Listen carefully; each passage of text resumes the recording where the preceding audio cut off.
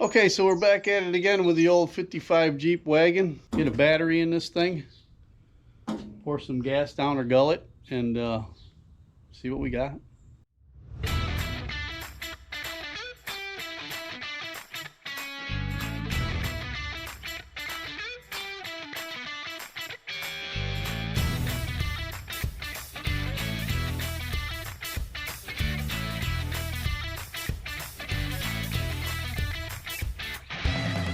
From 1946 to 1964, they made these wagons.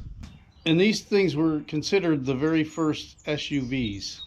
And this thing would actually become the Jeep Wagoneer. That's the more modern day version of it. And the reason I'm telling you all this is because I've been thinking about it.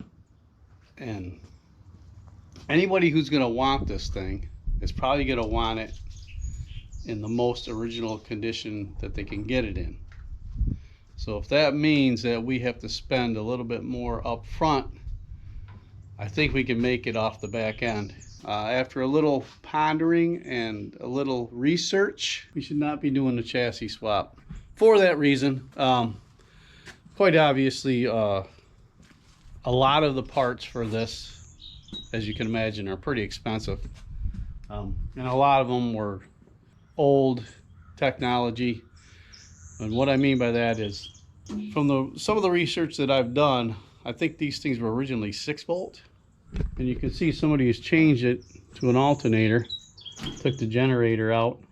So this thing has already been swapped over to 12 volts.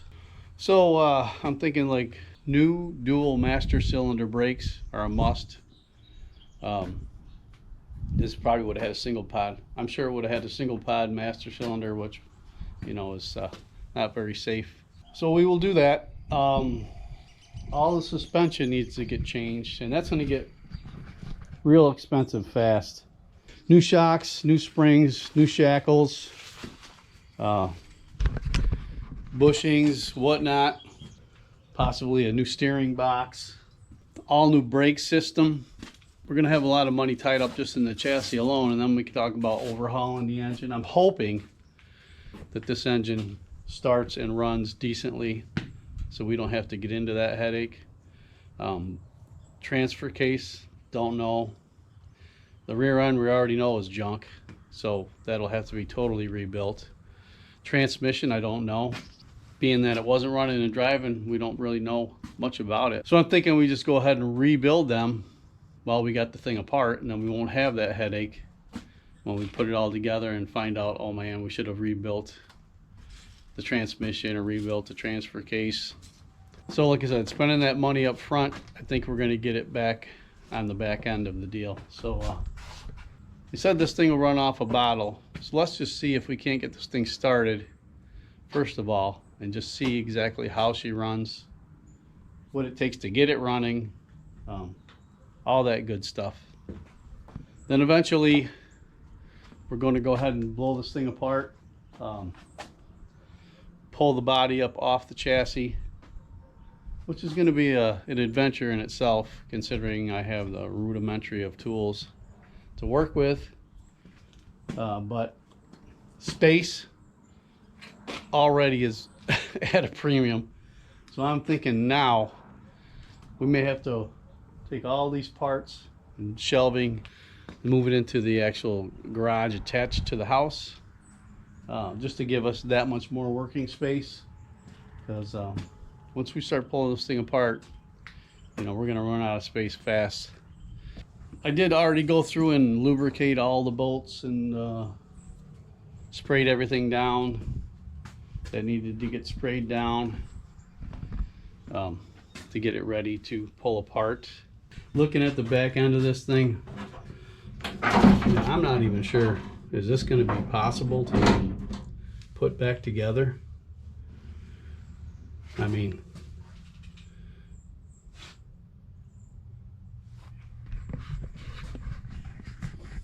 this thing is going to be absolutely my biggest challenge, but we're going to find out together. I don't know much about it. We're going to learn as we go, and hopefully when we're done it'll still look like a Jeep.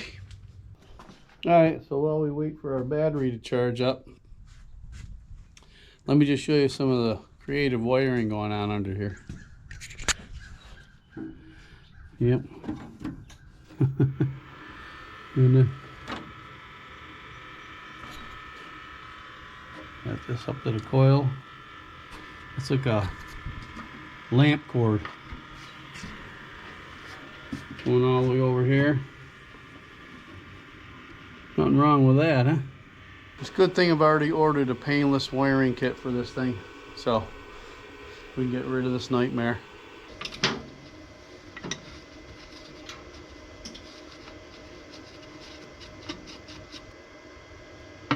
Oil bath air cleaner. Love it.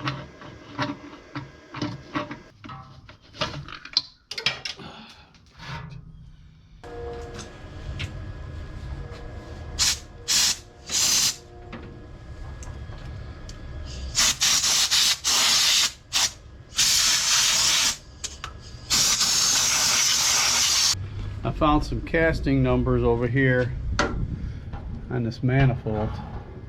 I'm pretty sure because of the year, this is the 6-226 Super Hurricane, but we'll try to run some numbers just to make sure that nothing got swapped out or whatever. But, yep, as soon as the battery gets charged, we'll throw some gas in it and see what we got going on. Absolutely no water at all in the radiator. Not that that's gonna matter, so, to start it up. See if she's smoking or any other nasty clunking and banging going on. Hopefully not, because I really don't want to overhaul this entire engine. But if we gotta, we gotta. Well, if we're gonna do the rebuilding process, we should probably find out what we're working with. Let's see if we can clean some of this gunk off this rear end and get some casting numbers maybe, so we know exactly what we got going on. Make sure nothing has changed over the years. All right, so I see something there. Can't quite. From what I understand, this should be a Dana rear end.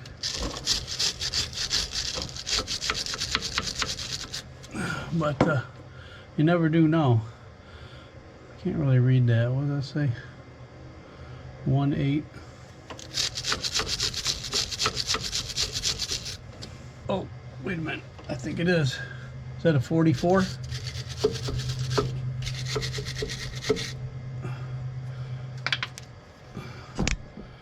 that look like a 44 to you guys? It does. Is that a Dana 44? It might be. It is a 44. Cool. So it's a Dana rear end. I don't even know where to look for numbers on this thing.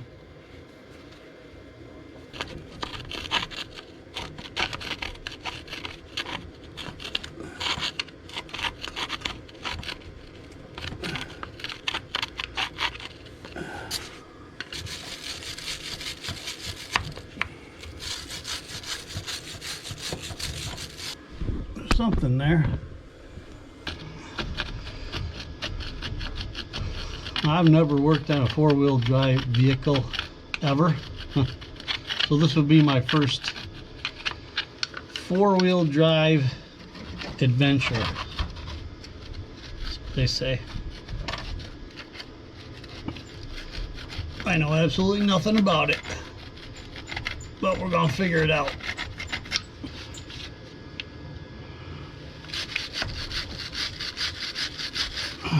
Oh, interesting. I think that's a spicer. Now, I have no idea what was put in these things at all. I don't really know much about them, like I said before. But if we're gonna rebuild this crap, we're gonna make sure we got the right parts. We definitely have to buy stock and degreaser, that's for sure. Let's see what we got up front here.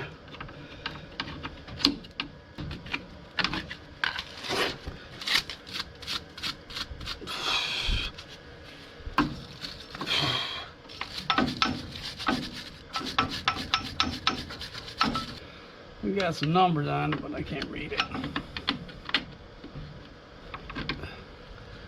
It looks like, is that a 170?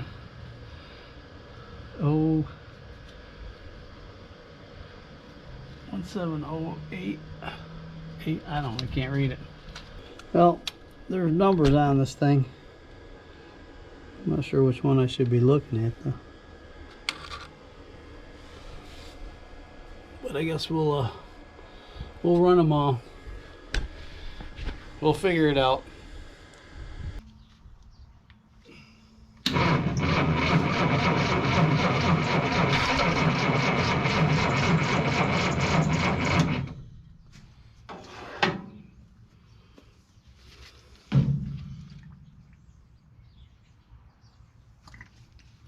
Gas leaking out the bottom of the carburetor. That's good. Oh.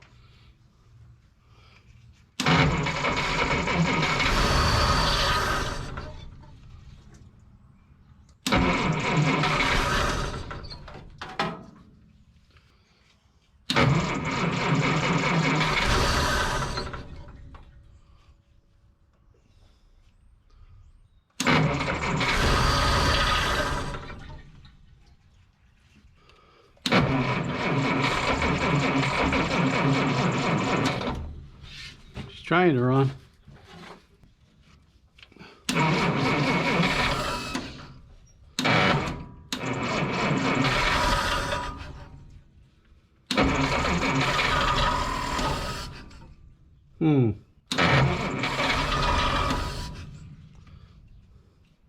Something sounds kind of funky.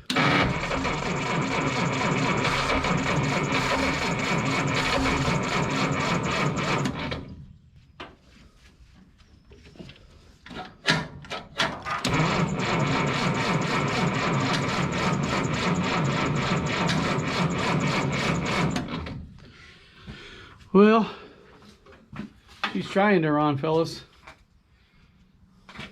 Something does not sound happy, though. Something does not sound happy.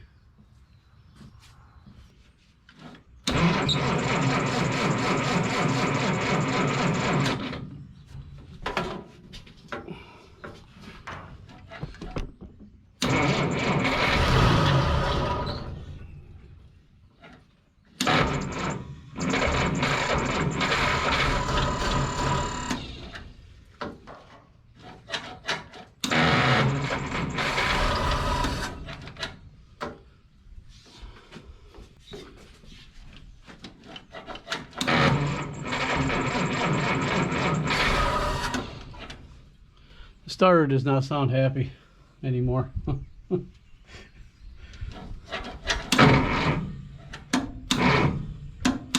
Nope.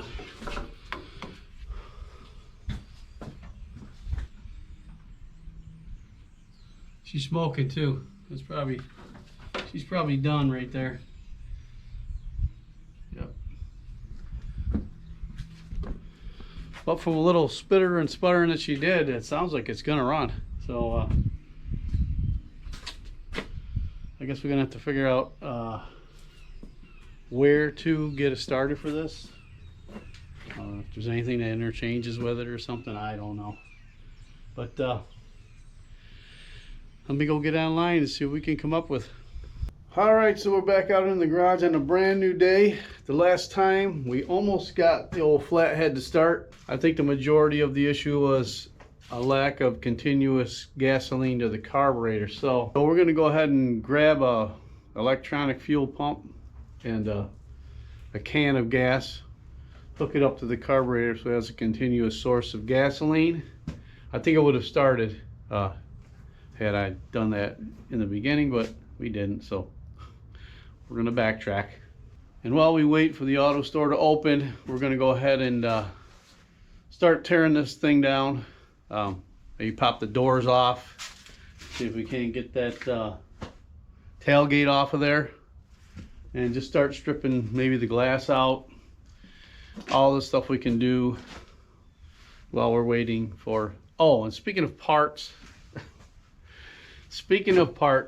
that starter the last time ended up not being so happy. It was smoking. I don't know. I jumped online, you know, trying to find something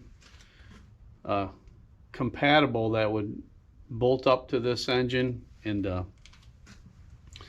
you know, be comparable to what was there. I wasn't able to find anything, so I went onto the Willy's website, and of course the starter for this thing is $400.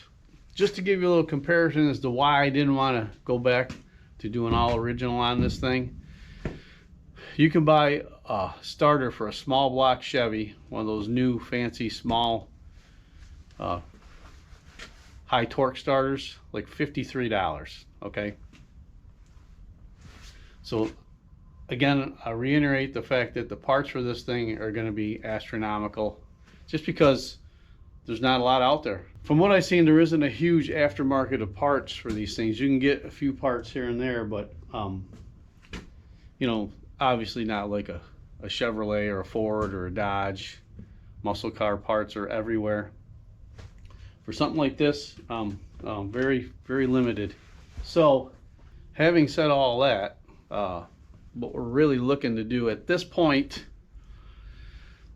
to try to keep this build under control money-wise, I've been on the marketplace looking for old Jeeps. Actually found a couple of old Jeep trucks that share the same front fenders, the same grill setup, the same valance in front of the grill and the bumper. Actually, the one I was looking at had all of the parts that we need for like $1,000. The guy wanted $1,000 for it.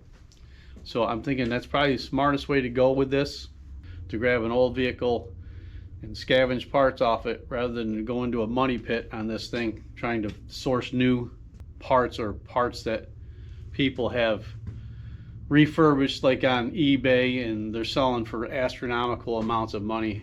It's just crazy. So the truck I was looking at is actually here in Kentucky as well. So I think maybe early next week we're gonna take a trip after the New Year's. There's actually 2 of them listed. I don't know if he wanted $1,000 for both of them or $1,000 for each of them. I don't know, we'll find out though. But we're gonna grab the best of the 2 to see if we can't scavenge parts for this thing and do it that way. So in the meanwhile, let's get this old girl apart. I know I said yesterday we were going to start tearing this thing apart, but we need to take all the shelving down, move the parts from here into the garage connecting the house. So yesterday afternoon, that's what I did. Spent the entire day cleaning out all the parts and all the shelving, and now we have a little work area for when we do start taking parts off. We have a place to put them. So this morning went and got a new fuel pump, electric fuel pump. Got it hooked up. Went and replaced the wire coming from the solenoid to the battery because it was in really bad shape. Went and took care of that. Got our fuel pump all hooked up. We're going to throw a can of gas on the line, hook the battery back up, and see if we can't get this thing to run for more than like a second. Let's do it.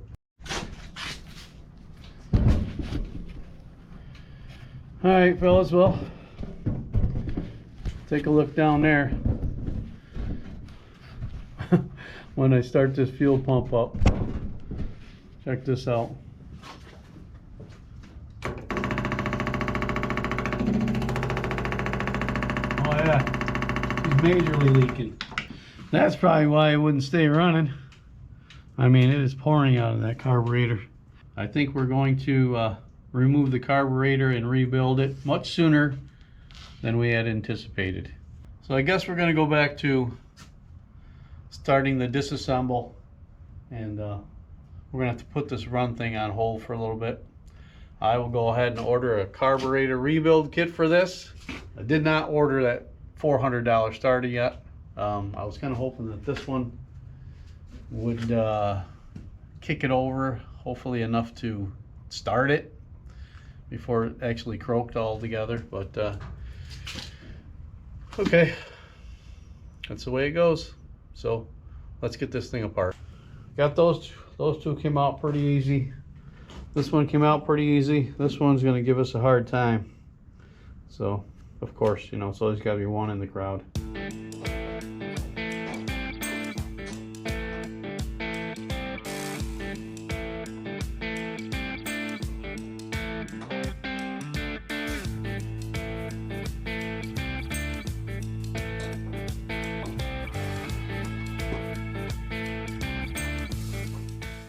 Yeah. Say this is going to be a challenge is an understatement, I think.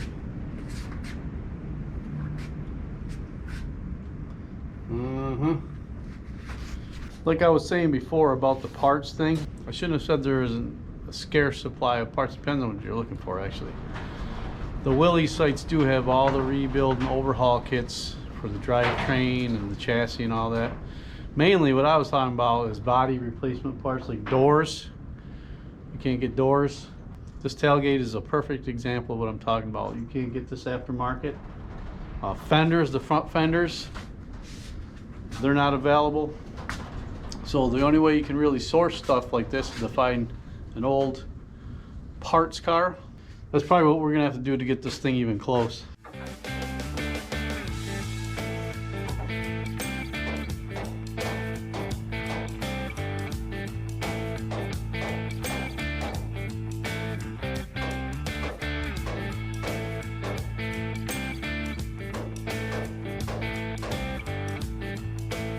Wow, those babies are in there. Not even budging.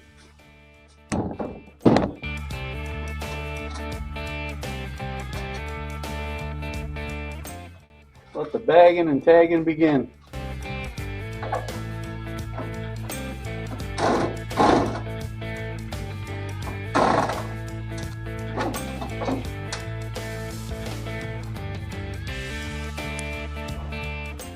Well, at least the window regulator works somewhat. Pretty rusty and crusty though.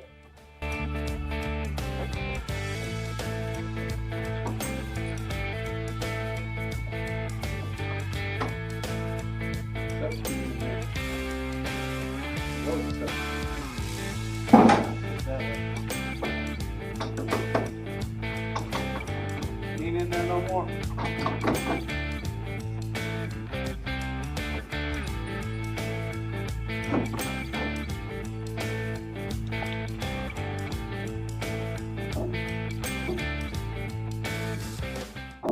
Boys been storing up their nutshells. Something. As far as the whole bottom of that isn't rotted out.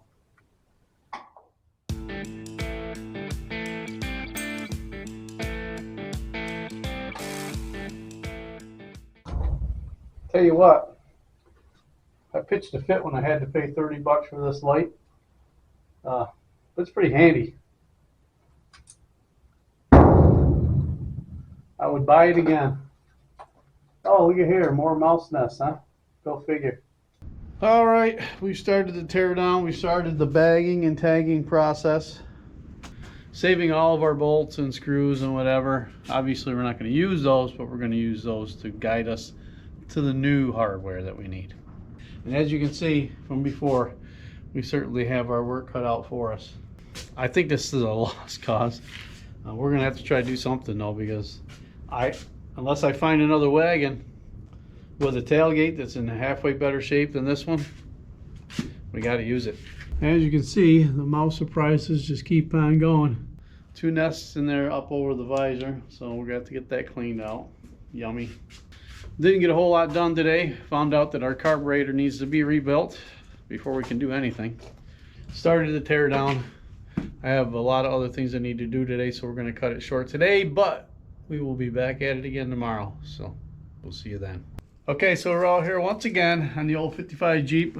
Let's see if we can't get her torn down the rest of the way today. See how far we get with that.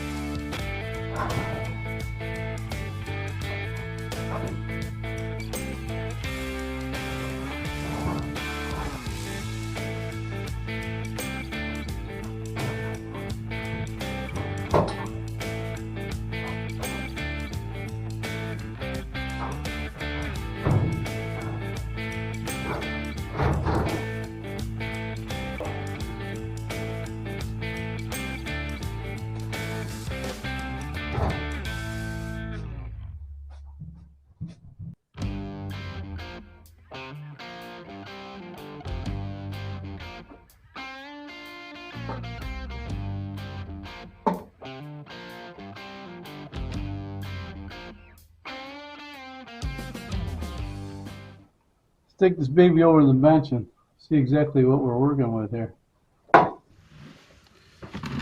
Alright, so we got a carb here on the bench.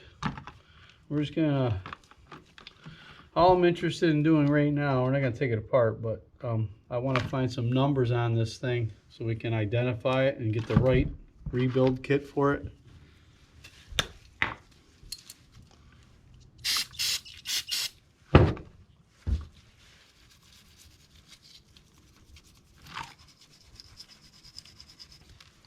Really don't know where to look on these things.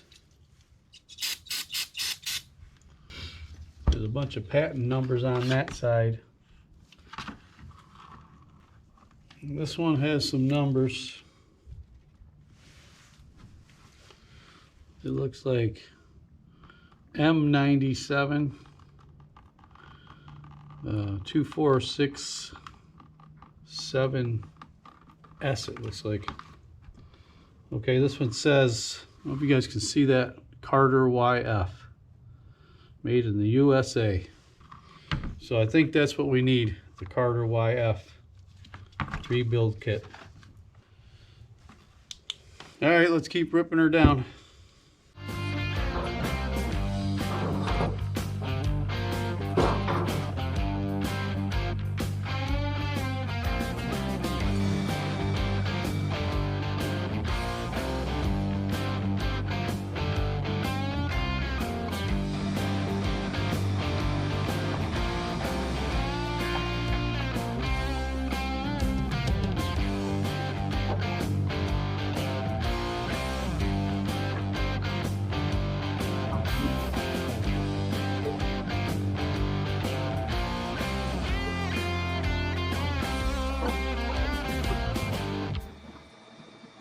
Okay, so continuing on with the disassembly, we got our hood off. That was a little bit of a chore by yourself. I tried to get these doors off a couple of different times using the impact screwdriver thingy. You hit it and it twists. It's supposed to break these screws loose. Not even budging. Not even budging. We shot back the rest of the mouse habitats out. Got that all cleaned up. So I guess next what I think we want to do is start maybe removing these windows if we can. Just cut the rubbers out. They're all no good anyway. It's all dry rotted and just how weather cracked it is. Siliconed it in. This one's probably worse than that one. It's all cracked and ready to fall out anyway. I think we go ahead and get, yeah, look at this. Just terrible. So we'll go ahead and cut these windows out, and that'll be one more step we got done.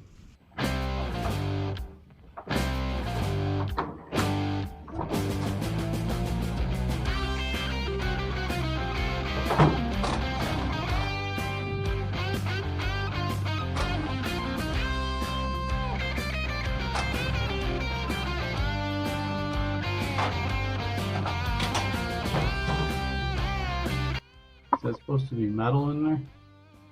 I think it is.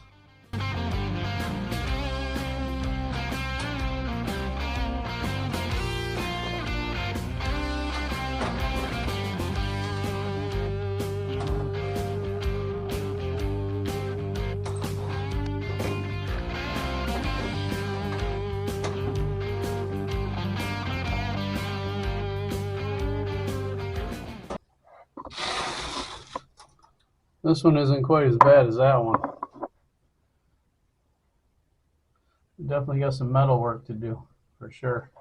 Alright, well, we got the passenger side off. Now we'll go out on the limb and say this is just a little bit worse than the driver's side. Just a little. We have more evicting to do, more mouse house up in there. Go figure, right? Continuing on.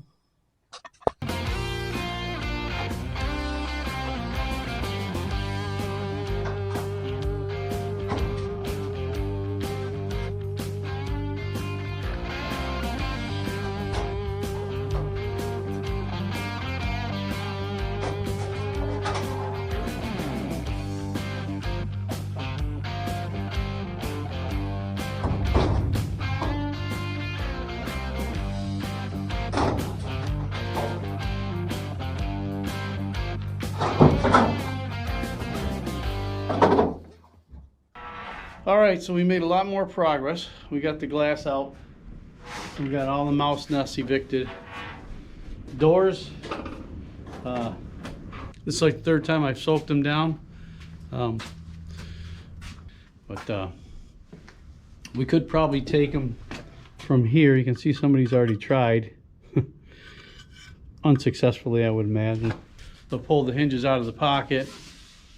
That may be an option if I can't get them to break loose from the frame there.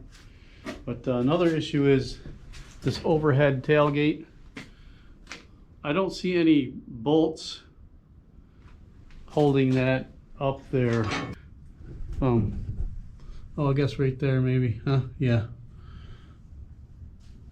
We'll have to soak them down. We managed to get our hood off. We managed to get the carburetor off, so we know exactly what rebuild kit to get for that. We'll get online and get that. We'll continue on next week with the teardown, but before we go, to wrap this week up, I just want to show you what I came up with, my redneck ingenuity, to help me lift this body off this chassis by myself. I have ordered 4 of these. They're like a trailer jack, 1,000-pound trailer jack. It extends up 2 feet. One of 2 ways we could do this. Attaching 4x4s plates on here and go across, or fabricate some metal to attach to the body mounts on 4 corners and lift it up that way. I'm not sure if it's gonna work, but we're gonna give that a try because I'm thinking we can get it up high enough to scoot this chassis out from underneath it and get it outside and pressure wash it. So that's the plan. Hopefully for next week, get the rest of this Jeep stripped down, get our redneck lift kit on the body, lift it up and get the chassis out. So we'll see how far we get. As always, I appreciate you guys watching. Until next week, man, take it easy.